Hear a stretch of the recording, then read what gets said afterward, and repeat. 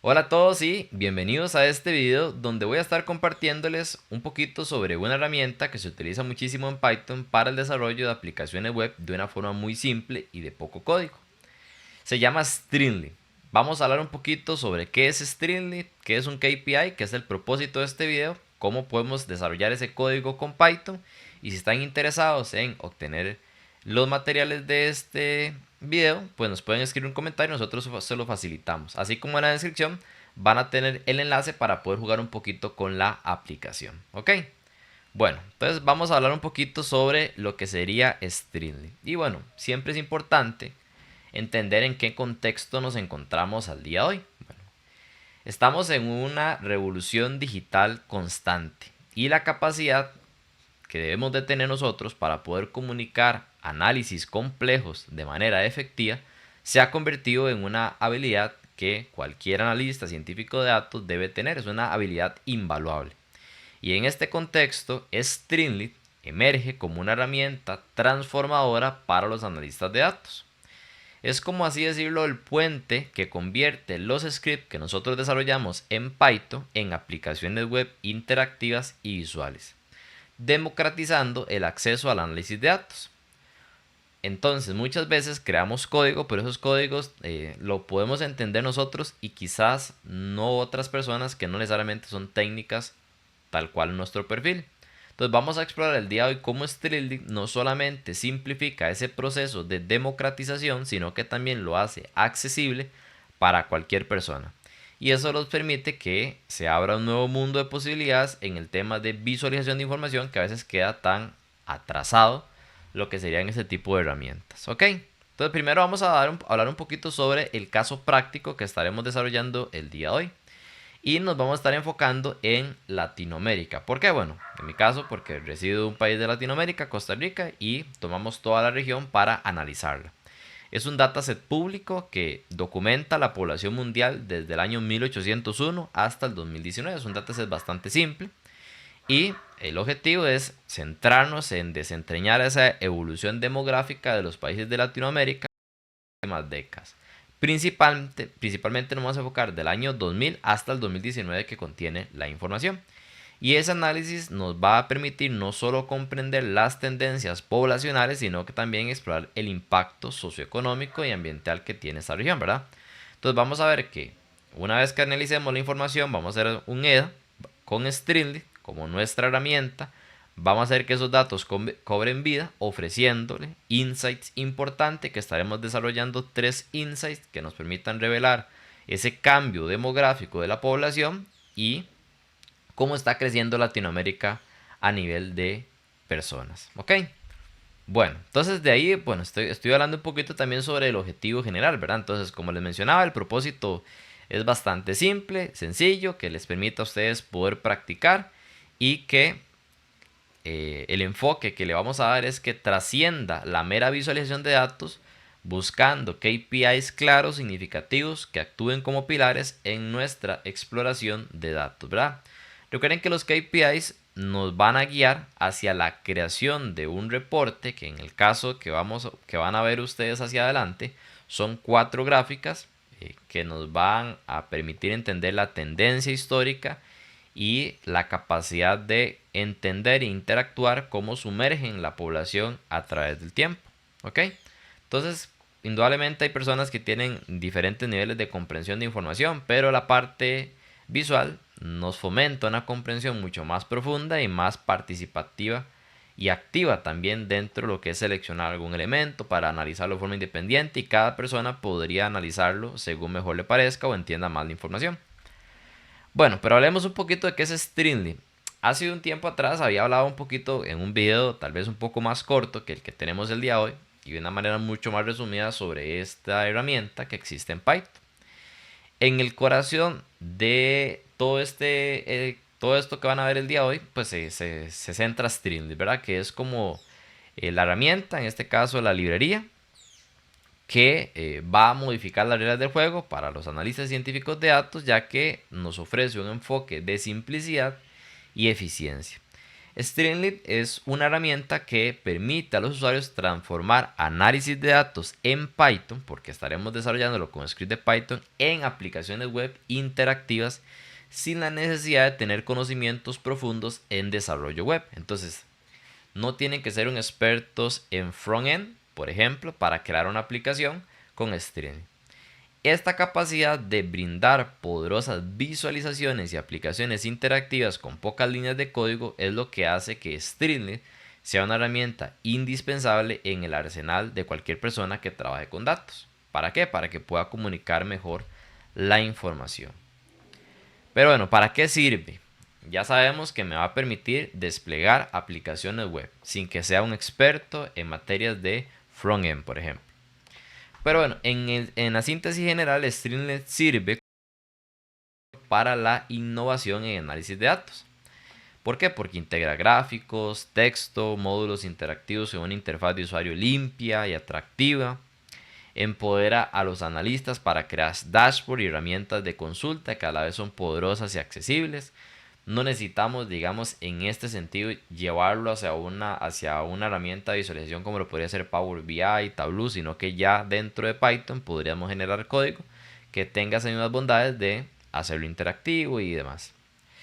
Y de hecho nace lo principal, ¿verdad? Porque algo de lo que sirve muchísimo es la interactividad que permite streaming. Ya que normalmente estábamos acostumbrados a crear, no sé, reportes estáticos en 2 dimensiones. Y ya no, ¿verdad? Ya con Streamlit nos ofrece un poquito más de dinamismo. No solamente tener ese informe en PDF, sino que ya los usuarios que consumen los datos pues puedan jugar un poquito, interactúen con el reporte, exploren diferentes escenarios y puedan obtener insights personalizados de la información que le estamos compartiendo. Ahora, como Streamlit se puede utilizar para desarrollo de aplicaciones web o desarrollo páginas web, perdón, lo vamos a enfocar en el caso del día de hoy en la creación de KPIs. Y bueno, lo clave y lo importante, si no tienen conocimiento previo de qué es un KPI, por lo menos sería definir qué es un KPI, ¿verdad? En su traducción al español son los indicadores claves de desempeño. Esa sería la traducción. Son más que simples números o estadísticas, digamos, son narradores, por así decirlo, que nos informan sobre el progreso hacia nuestros objetivos. Al establecer nosotros los KPIs, convertimos los objetivos estratégicos en metas que sean mesurables, nos proporciona un marco claro para la evaluación del rendimiento, o sea, conocer si vamos bien o vamos mal con respecto a un objetivo que tenemos. Y pues eso hace los KPIs, ¿verdad? Nos ayudan a navegar a través de la complejidad de los datos. Porque un dato por sí solo es solamente, o sea, no es nada, no me dice nada. Pero ya cuando lo medimos, pues tenemos una idea de si vamos bien o vamos mal, ¿verdad? Y a partir de ello, con los KPI podemos destacar qué es lo más importante, lo más relevante para el negocio. Y con este tipo de complementos, como es el desarrollo de página web, para poder visualizar la información, nos permite tomar decisiones basadas en datos con mayor confianza y precisión. Ok, la pregunta que nos podríamos hacer es ¿para qué sirve un KPI? Y aquí lo vamos a segmentar en 4 elementos importantes. Los KPI, digamos, son herramientas esenciales en la gestión y el análisis de cualquier proyecto o empresa en general. ¿Por qué? Porque facilita la toma de decisiones al proporcionar un enfoque cuantitativo para evaluar el rendimiento, medir el progreso hacia los objetivos estratégicos e identificar áreas críticas que necesitan atención. Al monitorear nosotros los KPI, las organizaciones pueden ajustar sus estrategias en tiempo real, poder decidir, mira, vamos bien o vamos mal, ¿qué hacemos, verdad? Y eso nos aseguramos de que se mantengan en el camino correcto hacia el cumplimiento de las metas que tiene cada empresa, ¿verdad? Porque ocupan al final de cuentas ganar y que nosotros también ganemos de paso, ¿verdad? Y eso es importante poder comunicarlo con ese tipo de indicadores. Ahora, los KPIs nos dan, por supuesto, una forma de medir cómo va el negocio.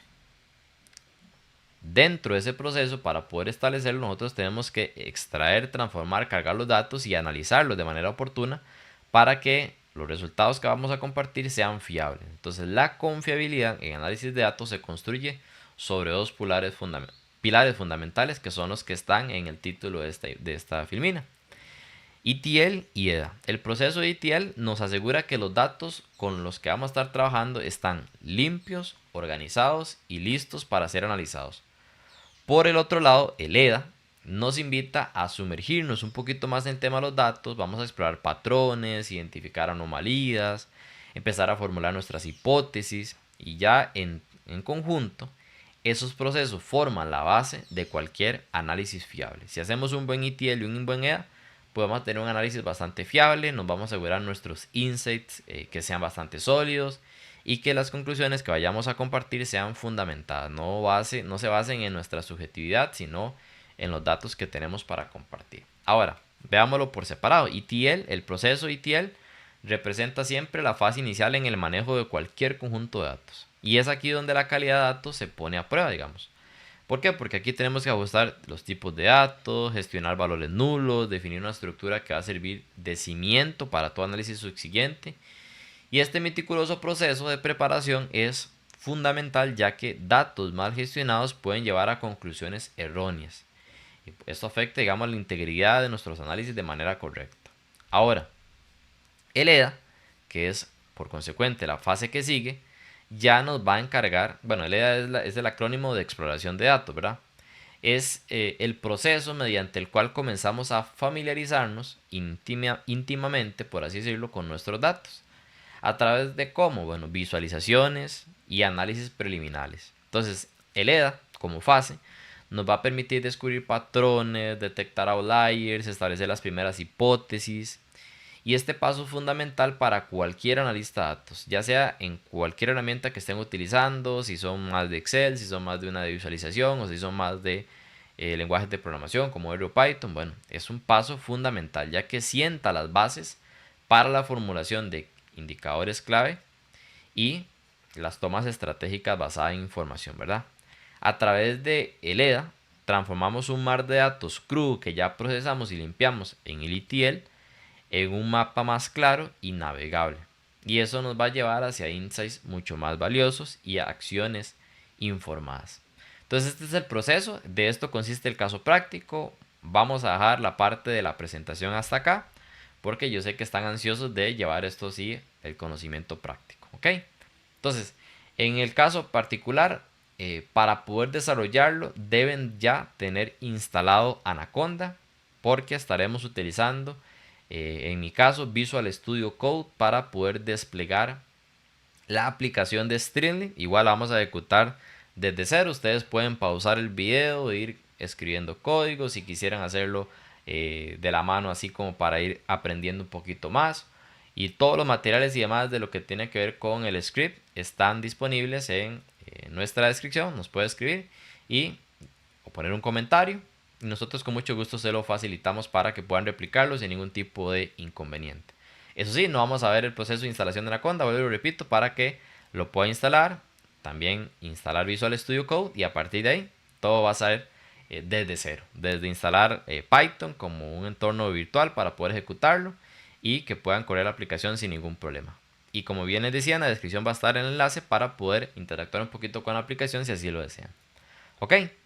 Bueno, entonces vamos a ver así, a irnos directamente a la práctica. Muy bien, voy a cerrar la presentación para ir directamente a la parte práctica. Pero bueno, antes de irnos a la parte práctica y ejecutar el script, es importante recordarles que deben de tener instalado Python. Y recuerden que Anaconda, cuando se hace la instalación, también instala una versión de Python. Entonces, si tienen Anaconda instalado, ya les va a permitir poder ejecutar Python como un entorno que se puede integrar en Visual Studio sin ningún tipo de problema. Y estaremos utilizando este IDE que es Visual Studio Code para ejecutar el script que les voy a estar mostrando. ¿Ok? Los materiales que se encuentran adjuntos simplemente es de cargar la carpeta y ahí ya está básicamente todo configurado. ¿Ok?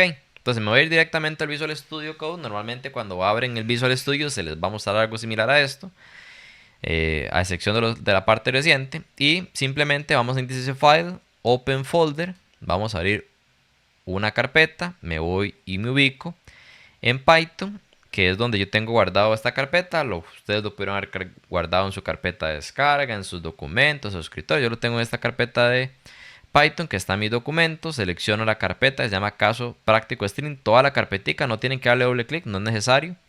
Toda la carpeta, seleccionan el folder y vean que ya tenemos lo que sería como tal la carpeta cargada. Interesante e importante mencionarles, si no les abre la terminal por defecto cuando cargan la carpeta, imagínense que lo cargaron y se ve así. Y por aquello que no tengan conocimiento previo en lo que es Visual Studio Code, eso es algo muy sencillo. Simplemente se van acá en la parte superior, en los menús, donde dice terminal, nueva terminal, y ya abren la terminal. Por defecto, bueno, aquí ya ven que tengo dos terminales, la que se abrió y que se abrió simplemente la ventana, y esta que acaba de crear. Él hable en una terminal de PowerShell. Yo, en lo personal y por algunas facilidades que me ofrece, que luego le estaría comentando, utilizo más el CMD que PowerShell. Entonces aquí voy a cambiar en vez de PowerShell a CMD. El script es exactamente el mismo, independientemente que lo utilicen en PowerShell o el Command Prompt. Yo lo utilizo por preferencia en el Command Prompt y por algunas opciones más que me ofrece esta interfaz. ¿Ok? Para crear un entorno virtual para poder ejecutar Python dentro del Visual, vean qué sencillo que es.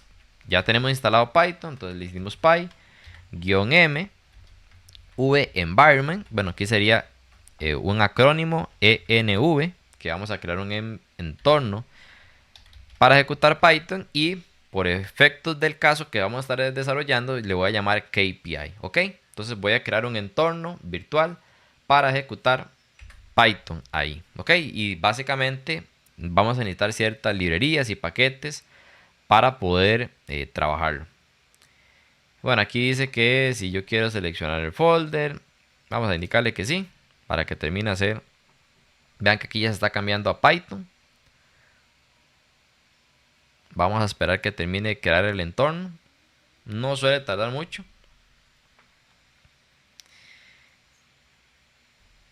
Y bueno, vean que ya me ha creado el entorno. ¿Cómo sé que ya me creó el entorno? Porque aquí a la izquierda vean que me aparece en casos prácticos. Inicialmente solo tenía data y page más los tres archivos que están por afuera. Pero ya tengo el KPI acá. El KPI es el entorno para poder llevar este código directamente a la práctica. Pero necesitamos activarlo. ¿Ok? Entonces vean que sencillo, vamos a ir donde dice KPI, en la sección de scripts, en Active, y le doy clic derecho, copiar ruta relativa, pego por acá, le doy control V, vean que lo que hice fue pegarlo, vean que, por ejemplo, si yo quito todo esto, vean que llegaba a esta stringlet, le di control V, me agrega como esta línea, le doy enter, y observen que ahora, antes del directorio C, ya aparece KPI. Si lo tienen en PowerShell, van a ver que es exactamente lo mismo, pero se le va a ver como un color diferente, amarillito. Normalmente le subraya eso de un color distinto. Ahora, para poder ejecutar nuestros scripts necesitamos instalar algunas librerías, porque como estamos creando un entorno para poder ejecutar Python, no tenemos algunas librerías instaladas por defecto. ¿Cuáles son? Pandas, Streamlit, Plotly, Matplotlib, Seaborn y NumPy. ¿Ok? Son las 6 librerías que por lo mínimo estaríamos ocupando para crear y desarrollar nuestro script sin ningún tipo de inconveniente. Entonces vean que simple. Ya como estamos con Python, ¿verdad? Pip install r requirement. Vamos a escribir el mismo nombre que está acá, requirement, ok, .txt, y ya eso nos va a permitir hacer la instalación de los paquetes. Este proceso de la instalación sí tarda algunos vamos a ver, algunos minutos o segundos, dependiendo del equipo. Entonces, ¿qué vamos a hacer para no esperar que haga ese proceso de instalación mientras estoy compartiendo? Bueno, voy a pausar un momento el video, solamente lo voy a pausar. Van a ver que esta parte, principalmente cuando queda acá, puede ser que a ustedes les empiece a cargar acá las líneas, ¿verdad? Se les vea cómo les carga. Pero cuando llega a este punto, les suele tardar algunos minutos, un par de minutos, 3 minutos. Entonces, ¿qué hacemos? Voy a pausar este video y apenas termine y me brinca la siguiente línea, continuamos. Ok, ya finalizó de hacer el proceso de instalación. Vean que pues me duró más de 3 minutos. Para que lo tomen en consideración, me duró casi 7 minutos en mi equipo. Entonces, eso fue lo que me tardó haciendo la instalación de los paquetes. Puede ser que dure un poquito más, un poquito menos en la instalación de los paquetes. Vean que ya tenemos la instalación correcta. No hubo ningún problema. Y antes de correr lo que es la aplicación como tal y poder desplegarla en un sitio web, quiero pausar para ver qué fue lo que hicimos antes de crear la aplicación. ¿Por qué? Porque cuando yo les explicaba en la presentación, esto pasa por una serie de procesos. El ETL, que nos va a permitir limpiar, transformar y luego cargar los datos. El EDA para poder analizarlo de forma acertada, ver patrones, identificar outliers, etc. Y luego ya cómo se despliega esto en una app. Entonces vamos a irnos al EDA. Que bueno, este EDA lo pueden correr también en un ambiente de notebook, porque es un Jupyter Notebook, en realidad hay PyNB. Podrían cargarlo en un Jupyter Notebook, en un Google Colab, como prefieran. Vean que aquí arribita va a decir en qué base, o sea, dónde queremos ejecutar esto. Aquí lo voy a señalar, veanlo por acá. Nos aparece esto aquí. Entonces, puedo seleccionar otro kernel, un ambiente de Python que tenga ya nosotros por ahí. Vean que tengo este 3.10, si este fue el que acabamos de instalar, si no, pues el de Anaconda nos debería funcionar. Entonces aquí podríamos correr todas las líneas, vamos a ir corriéndola poquito a poquito, cada una de los segmentos. Vean que nos manda un mensajito del Visual Studio, que para poder correr a las celdas ocupo instalar el paquete de IPyKernel. Entonces vamos a darle instalar para no tener ningún tipo de inconveniente. Es rápida la instalación, realmente esta sí no nos va a demorar demasiado. Lo que es la instalación del IPyKernel, esto es para poder ejecutar dentro del Visual Studio Code lo que sería este tipo de Jupyter, ¿de acuerdo? Si en caso que ustedes ya tengan Jupyter Notebook y quieran ejecutarlo ahí y no hacerlo acá, pues no pasa nada, simplemente contemplen tener, por así decirlo, los paquetes necesarios instalados para que no tengan luego problemas, ¿ok? Bueno, ahí está haciendo lo que es la instalación de la extensión de Jupyter. Por aquello, aquí pueden ustedes venir acá en lo que serían extensiones. Esto es un tema interesante. Y podrían buscar la extensión, que esa es otra forma de hacer instalación, de Jupyter. Ok, eso es para que ustedes puedan ejecutar también Jupyter por ahí, si les interesa. Ok, bueno, eso era un temilla ahí interesante. Todavía no ha terminado esa instalación, vea que está cargando.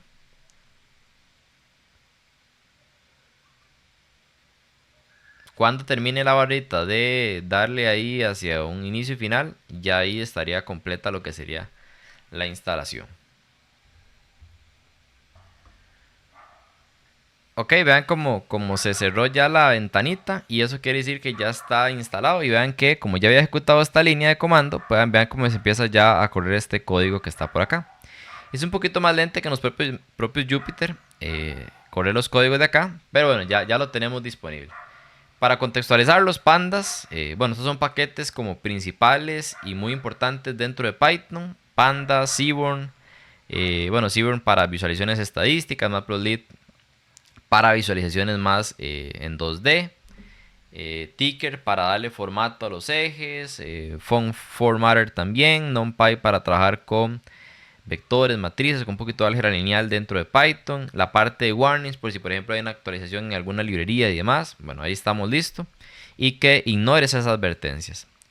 El set de datos de data poblacional ya viene acá. Digamos, acá cuando nosotros teníamos los datos, vean que en data población mundial, tenemos esa información acá. Data población mundial. Entonces yo cargo acá. Ya saben que estamos trabajando por acá. Y esto es un poquito la información que me presenta.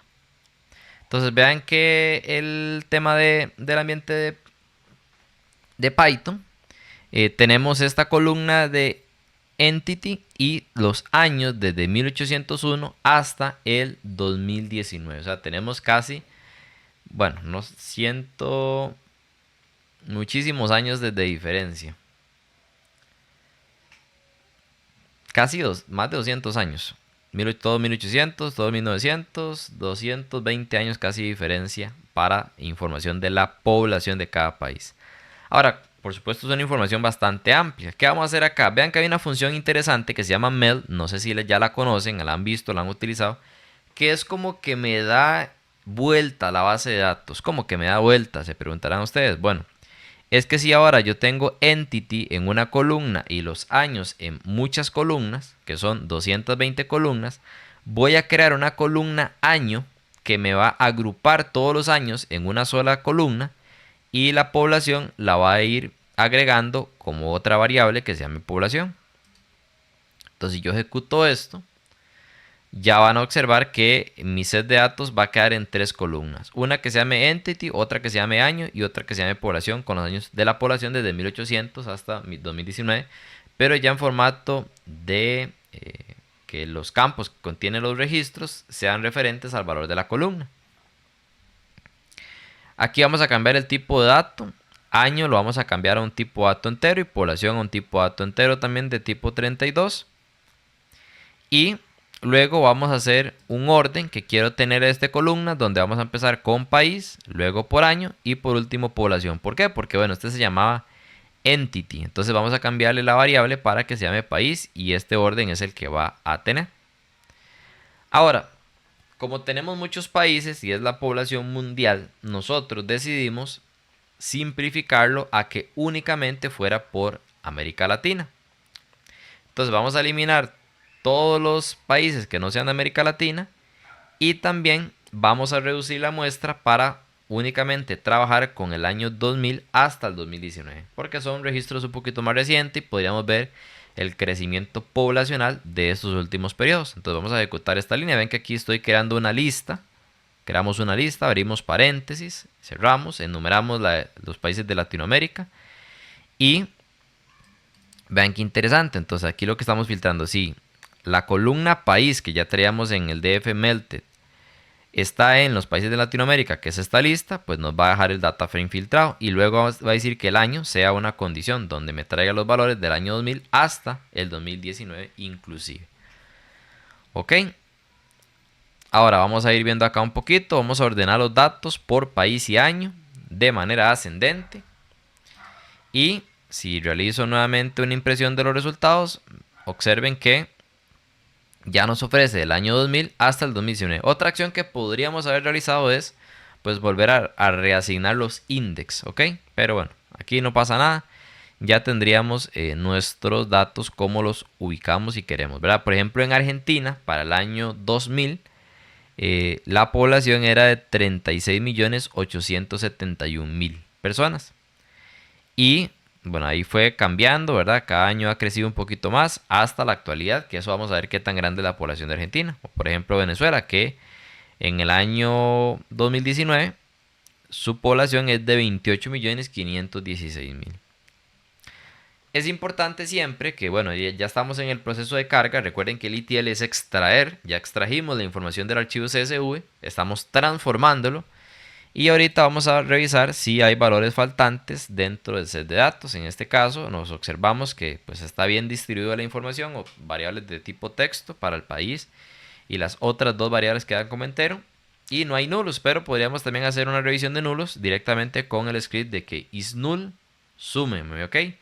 Y como no hay valores nulos, pues nos aparece que es en cero. Otra forma de hacer esta misma revisión es con isNA. ¿Hay valores NA? No, ok. Entonces nos aparece en cero. ¿Eso qué nos ayuda? A que no necesitamos hacer ningún tipo o un paso más para la limpieza de datos. Eso nos ayuda muchísimo el tema de eficiencia del código y trabajar más con la interpretación. Vamos a ir haciendo consultas de modo de prueba para ir trabajando y ir observando algún tipo de tendencia, entender un poquito más. Cuando estamos en ese proceso del ETL y luego que ya en esa transformación no nos afectó, no tuvimos ningún paso que hacer para limpiar datos, pues podemos empezar a entender cómo funcionan las variables. Entonces, por ejemplo, aquí quiero ver cómo está conformada los países por año y su población. Por ejemplo, en el caso de el 2014, que es el que queremos analizar, Argentina tiene una población de 42.638.000 personas. Y están dentro de lo que estamos ahorita analizando para ver que todo está actuando de forma correcta. Ahora, por ejemplo, si yo quisiera analizar Costa Rica en el año 2019 y el año 2000, podemos observar cómo ha crecido la población, por lo menos en mi país, de entre esos dos periodos. De 3.962.000 en el año 2000 a 5.048.000 para el presente año. ¿Ok? Y ahí podríamos, por ejemplo, ver Argentina, cómo ha ido creciendo paulatinamente. Esto es lo que nos da el EDA, ¿verdad? El EDA, gran ventaja de poder analizar la información en el ETL y luego pasarlo al EDA, es poder hacer algún tipo de interpretación de los datos. Ahora, esta información que ya está manipulada, que ya tiene una estructura de 3 columnas en vez de todo el montón de columnas que teníamos aquí arribita cuando hicimos la carga, la vamos a guardar en un set de datos que también estaremos utilizando posterior para la creación de la aplicación. Entonces, data población latam es el que estaremos utilizando, digamos es el dataset transformado, y vamos a empezar a ver un poquito qué es la segunda fase de este proyecto, que es el EDA como tal.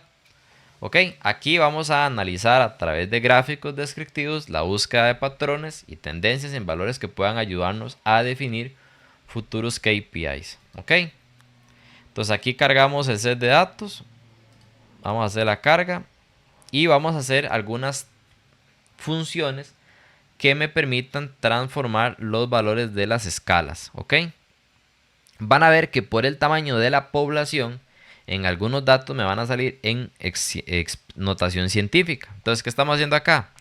Que si el valor es i a la 6, eso nos va a dar que quiero verlo en millones. ¿Ok?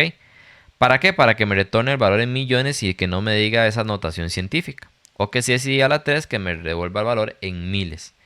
Estoy creando una función que les va a poder ayudar luego en un futuro poder convertir las escalas de notación científica cuando son muy grandes en millones y miles a un valor un poquito más simple. Podría ser hasta inclusive algunos valores más grandes, pero en este caso, para efectos de este dataset, pues este no sirve. ¿Ok? Vamos con el primer visual.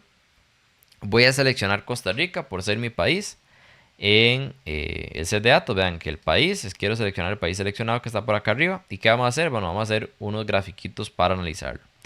El tamaño de la figura 12,6. El gráfico de barras va a tomar en el eje X el año y en el eje Y la población, y el color del gráfico va a ser en azul. Y que vamos a ver la evolución de la población de Costa Rica a lo largo de los años. Vean que estamos poniéndolo entre corchetes porque corresponde a una variable que habíamos creado anteriormente. La etiqueta del eje X va a decir año, la etiqueta del eje Y dice población, el GCA es para ahora sí aplicar el formato que habíamos visto a la izquierda, que en vez de notación científica, vamos a decir que si el eje Y establezca set major formatter con la función que acabamos de hacer aquí, de formato abreviado.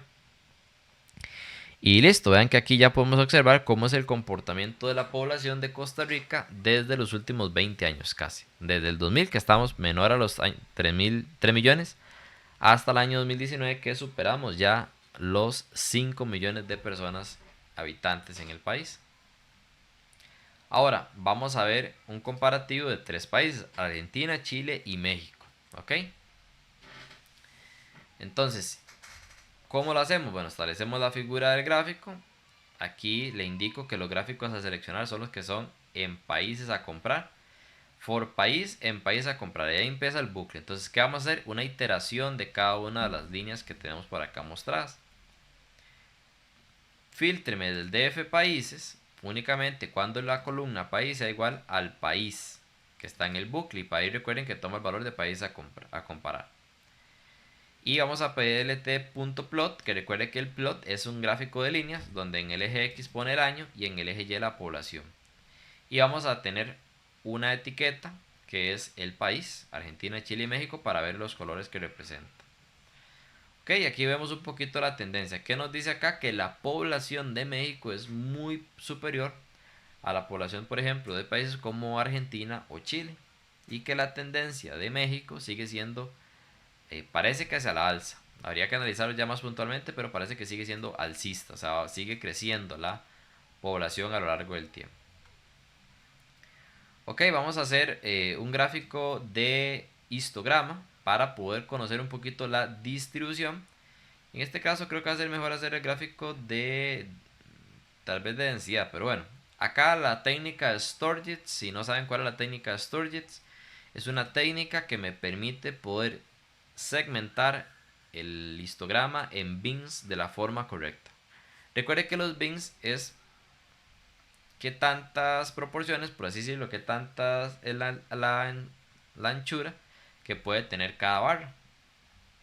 Con la regla de Sturgis pues nos explicamos en eso y nos da ya un valor exacto que nos debería tener para cada set de información. Ok, el displot, pues vamos a hacer un gráfico para poder ver la distribución de frecuencias. Y pues aquí observamos que la gran mayoría de población se encuentra de entre los 0 a los 20 millones. Por lo menos eso es lo que nos dice. ¿Qué quiere decir eso? Que es donde hay una mayor concentración de personas, en países que tienen una densidad poblacional de 0 hasta 20. Y estos de aquí por arriba probablemente sean países como México, que tienen una densidad poblacional muchísimo más grande. Ok, aquí vamos a verlo por rangos del 2000 al 2009 y del 2010 al 2019. Cómo se compara lo que sería nuestra población a través del tiempo. Entonces vean que Argentina tiene mucho más población que Chile. Lo podemos ver por acá a lo largo de los años. Siempre ha predominado. Sin embargo, la población de Chile ha ido creciendo en la última década. Lo podemos ver como la barra en este gráfico apilados sigue creciendo, que ya no es la misma línea, que la de la primera década de inicios de año. Entonces son rangos de 10 años, np.arrange, tomamos el valor mínimo y el valor máximo, tendríamos ahí el año 2000 y 2019. Y vamos a sumarle ahí rango de años y quiero crear, estos rangos de años van a ser de 10 en 10, ¿verdad? De valor mínimo 10 y el siguiente 10. Y se lo asignamos al rango de años que habíamos tomado. Creo la etiqueta y luego corto los datos que incluya ya lo que sería ese segmento que habíamos generado nosotros, para luego ya plotearlo como un gráfico de barras apiladas. Ok, importante, se vean que dice stacked igual true, quiere decir que van a estar unidas las barritas. Ahora bueno, ya sería un poquito más para ver el tema de lo que es la distribución y la dispersión de los datos. Aquí vemos un poquito cómo se comporta México con este gráfico de violín. Es un violin plot. Eje X país, eje Y población. Solamente los países de interés, que es Argentina, Chile y México. Y vemos cómo está conformado esos países. Si observamos, por ejemplo, la mediana, se dice que es como unos 110 millones para México en los últimos años. Que de hecho es el país con mayor densidad poblacional de América Latina, ya luego le sigue Argentina y los países un poquito más estandarizados en temas de población, como lo de Chile, Perú, etc. Sin embargo, México sí tiene una alta densidad poblacional. Y acá podríamos ver un mapa de calor, un heat map, cómo está la población a nivel de país. Como le digo, en este caso los países que más población contienen son México. Vean que México ya aparece de color azul porque es el que mayor valor contiene de población. Luego sigue Colombia, luego sigue Argentina, Perú, Venezuela, y ahí vamos degradando el color hasta países con poca densidad como lo es Panamá, como lo es El Salvador, como lo es Costa Rica, que son los colores más claros que podemos observar nosotros dentro de este heatmap. Que el heatmap toma una tabla pivoteada donde tenía el index país y en columnas año y el valor de la población. Ok, luego de que ya hemos visto un poquito, y esto es para ir avanzando un poquito más rápido y poder ya explicarles más detalladamente el código de Streamlit, es que estos son los tres indicadores que estaremos haciendo: la tasa de crecimiento anual de la población, porcentaje, países con mayor y menor crecimiento poblacional, el crecimiento poblacional anual promedio, y esto es lo que estoy o quiero graficar. Ya lo vamos a ver directamente en Streamlit cómo se observa. Vamos a calcular los KPIs, ¿verdad? Para poder obtenerlos y ya tendríamos los resultados de, por ejemplo, cuál es la tasa de crecimiento anual de la población a nivel porcentaje. Por ejemplo, en Costa Rica hemos crecido un 27,41% a nivel porcentual con respecto al año 2000 versus 2019. Si nosotros observamos acá, que es este indicador que tenemos acá, yo estoy obteniendo tasa de crecimiento anual, el país y el año, luego tomo de la población el primero y luego de la población el último y hago esta división: población final menos población inicial dividido entre población inicial por 100. Eso nos da ahora ese porcentaje que estamos observando por acá. Por ejemplo, ¿cuál es el país que menos personas que menos ha crecido? Cuba. Cuba apenas ha crecido un 1,86% con respecto a la cantidad de personas que vivían en el año 2000. versus el 2019. ¿Y cuál es el país que más ha crecido a nivel de población? Guatemala. Guatemala ha crecido casi un 50%. Por ejemplo, los menos son Cuba, Uruguay y El Salvador. Y los que más son Guatemala, Honduras y Panamá, a nivel de población y proporción. En el KPI número 2, que vamos a ver nosotros, este es el crecimiento anual. Vamos a ejecutar algunos de los scripts que están por aquí arriba, que no los he ejecutado. Ok, vamos a correr este de acá.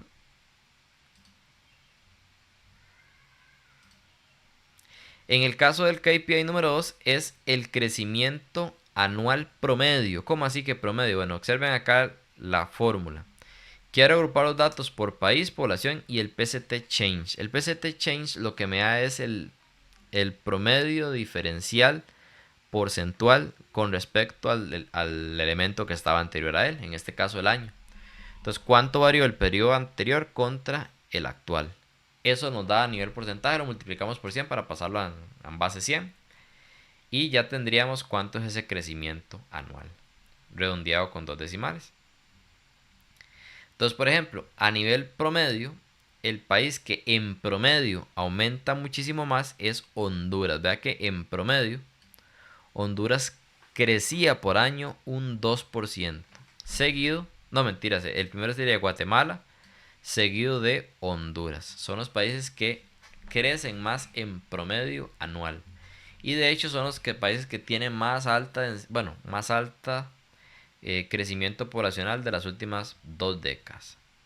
Y ya en el KPI número 3, si me regreso, pues simplemente lo que yo quiero acá es el crecimiento promedio anual. Pero este ya no va a ser a nivel porcentual, o sea, cuánto crecía porcentualmente cada año, no, sino cuánto creció en cantidad. Yo obtengo el valor más alto del año, el valor mínimo del año. Y simplemente vean que es sencillo, número de años. Último año menos el primer año más 1. Y esta fórmula dice que si el año es igual al primer año, entonces me va a traer la suma de la población. Y si el año es igual al último año, entonces me va a traer la suma de la población. ¿Qué vamos a hacer nosotros? Para que sea el primero, ser población final menos población inicial dividido entre el número de años que yo tengo. ¿Cuántos años son? Deberían de ser 20 años en análisis.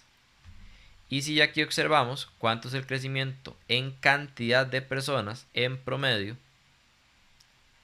podemos observar que en promedio, bueno, esto no está ordenado, pero nos da una alerta en México que en promedio crece 1.433.000 personas, 800.000 cada año. Ecuador 234.000, Argentina 395.000, Colombia 535.000. Esos son los países que en promedio aumentan más la cantidad de la población. Y ahora sí, ya lo que es la graficación de los elementos lo vamos a ver directamente en Streamlit. Que recuerde que Streamlit lo tenemos la app en el panel de análisis. ¿Ok? El panel de análisis. Aquí tenemos. Entonces vean qué sencillo.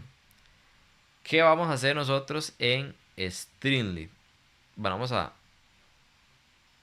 ver acá un poquito la información.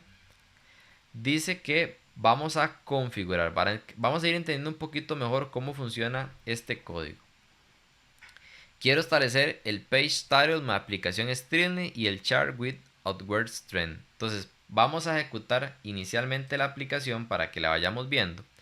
Voy a continuar aquí abajito donde tenía la terminal y vamos a poner el nombre Streamlit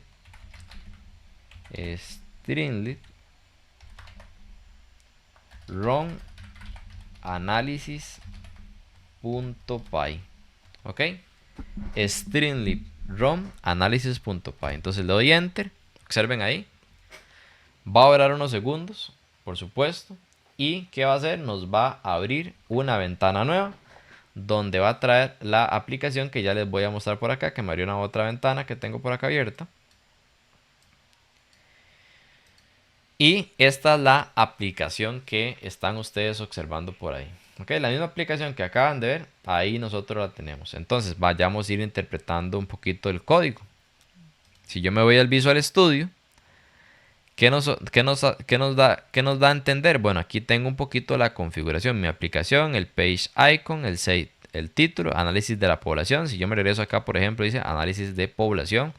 Perfecto, hay un título, dice este proyecto tiene como objetivo analizar los datos de la población de América Latina para comprender tendencias y patrones demográficos a lo largo del tiempo. Se realizó el ETL y el EDA de los datos preliminares, utilizamos diversas métricas y Key Performance Indicator para evaluar el crecimiento poblacional, indicar tendencias y tomar decisiones informadas. ¿Ok? Entonces vean que todo esto que está por acá se encuentra en este texto. Luego importo una imagen, vean que estamos importando una imagen. Esa imagen que está aquí, también la tenemos por acá, la de población, que es la que se observa en la app. Esta de acá.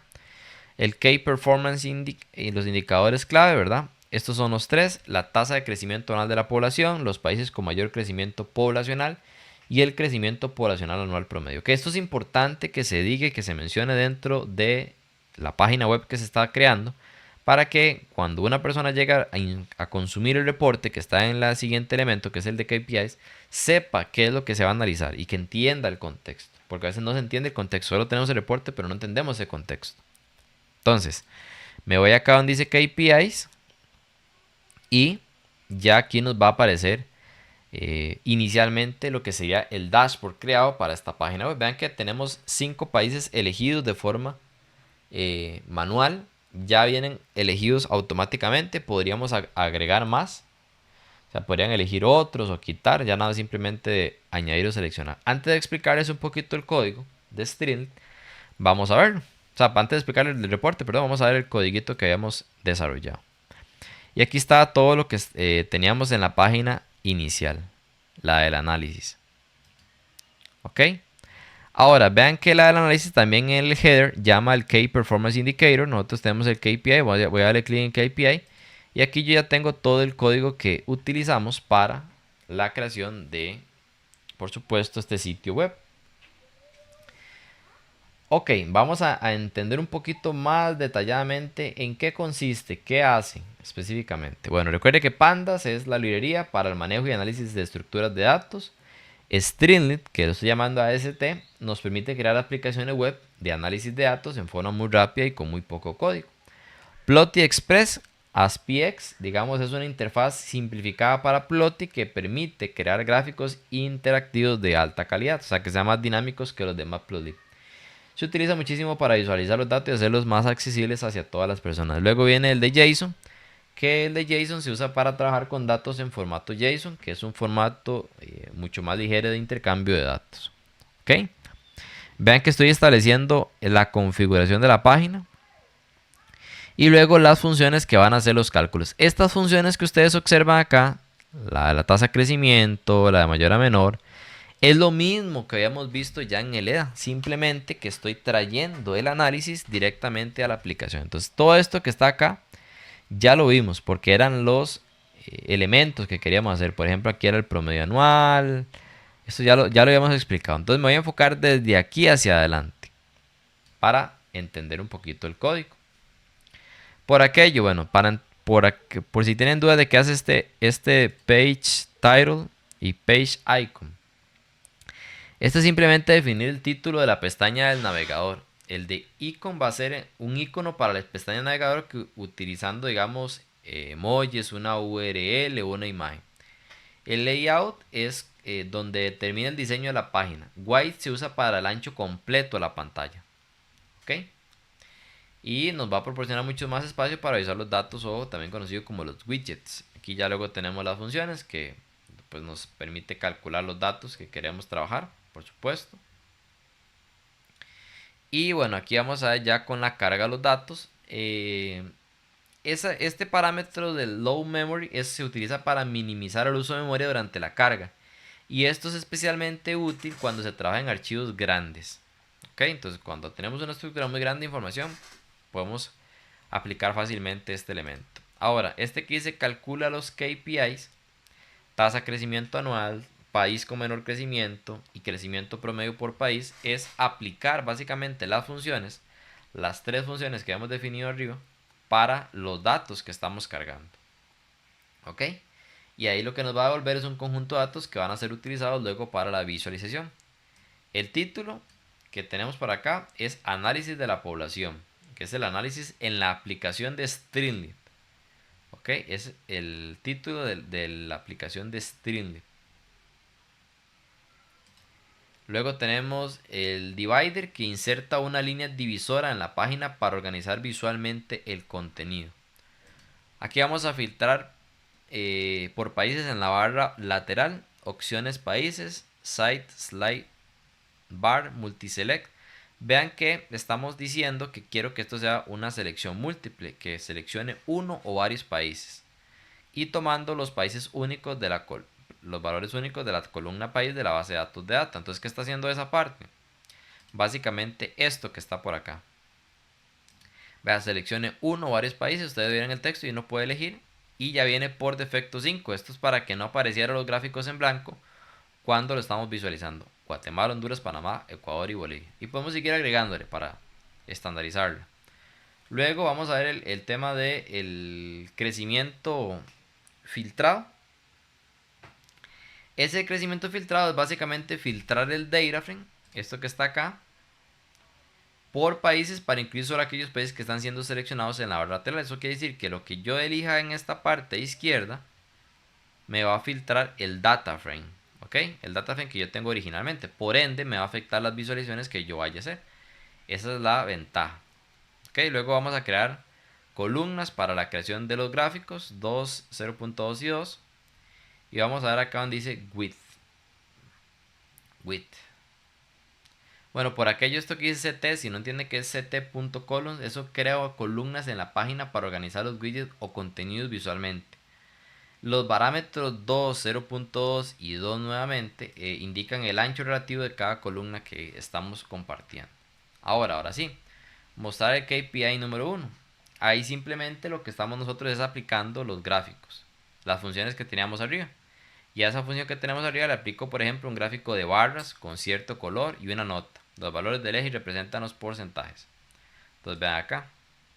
Nota, los valores del eje representan los porcentajes. Aquí tenemos todo lo que hemos trabajado. Cada uno de los KPIs se está explicando. Por ejemplo, la tabla de crecimiento poblacional porcentual de Bolivia es de 36% con respecto al año 2000. Guatemala, sin contar México, y estamos separándolo por ser el país más grande en densidad poblacional, Guatemala creció en 50,9, que son los datos que nosotros estamos analizando. Ahora, si me voy a este que dice width colon 2, ese que dice markdown y aparece como ese símbolo, eso lo que hace es insertar un espacio en blanco en la columna para separar visualmente los contenidos de las columnas subyacentes. ¿Ok?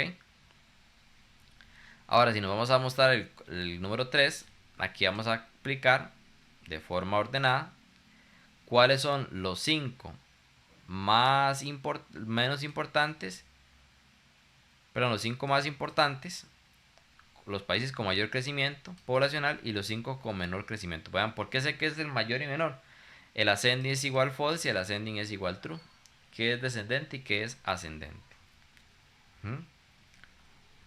Y este tiene una característica interesante. Vean que dice subheader, cuál es el subtítulo, que vamos a hacer un gráfico de barras, vamos a tener pues un color discreto secuencial para que cambie los colores. Y si ya lo observamos nosotros por acá, vean que aquí cambia el top 5 más de los que menos han crecido y los 5 que más han crecido. Guatemala, Honduras, Panamá, Ecuador, Argentina, Venezuela, El Salvador, Uruguay y Cuba son los que menos han crecido. Podemos hacer un mapa también. El número 3 lo que hace es mostrarnos un mapa. Y ya en este mapa estamos utilizando de Plotly el cloroplético Macbox. ¿Ok? Vamos a tomar el crecimiento filtrado, JSON, GeoJSON, que ese GeoJSON toma, digamos, la información geográfica de este custom GeoJSON. Vea que si yo lo abro, pues tiene las referencias en temas de posición de latitud y longitud. Entonces es importante tenerlo por ahí. Vamos a abrir el KPI. Estamos aquí viéndolo. Entonces es para tener esas ubicaciones de los diferentes países.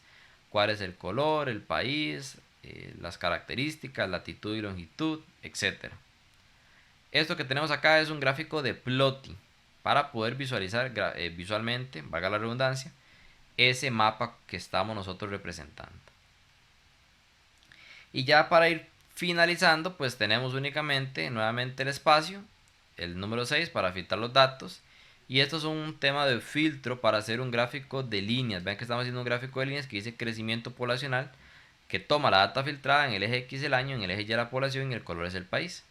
Entonces, si ustedes ven acá en la aplicación, este es un gráfico de líneas para ver el crecimiento. Y ahí tendríamos los 4 gráficos en particular. ¿Cuánto es el crecimiento poblacional promedio de cada uno de los países? A nivel de cantidad, Guatemala crece 296.000 personas en promedio anualmente. Y vemos que efectivamente es el que más tiene junto con Ecuador a nivel de crecimiento poblacional. De hecho, Guatemala ya superó a Ecuador como país con más población.